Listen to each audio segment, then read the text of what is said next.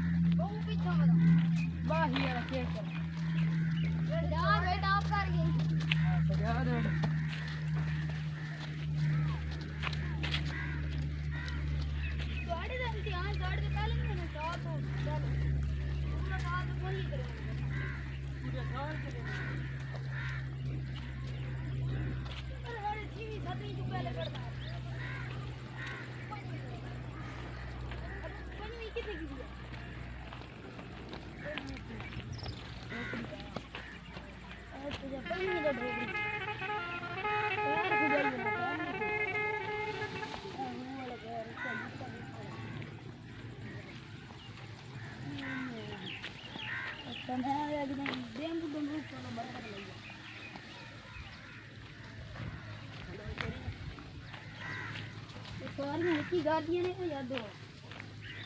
ये ना सादा मैं गाड़ी को चलाऊंगा ना